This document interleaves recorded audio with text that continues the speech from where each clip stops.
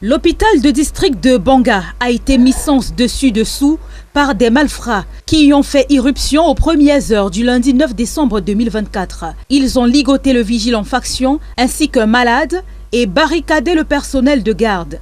Leur objectif, à en croire des témoins, était de mettre la main sur le coffre-fort. Ils ont ainsi vandalisé plusieurs bureaux après avoir forcé les portes.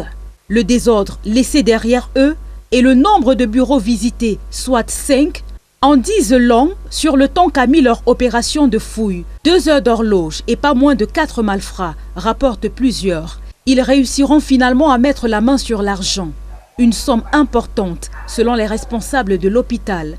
Ajouté à cela, un stock non négligeable de médicaments ainsi que l'ordinateur portable du directeur. Ce cambriolage à l'hôpital de district de Banga intervient quelques jours seulement après celui perpétré au lycée technique avec quasiment le même mode opératoire.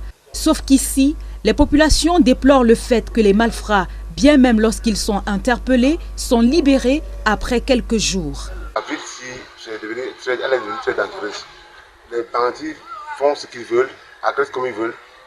Hier c'était le lycée technique, aujourd'hui c'est l'hôpital de Banga. Donc on a mal quand on voit des voleurs qu'on a arrêtés hier et le lendemain ils sont libres.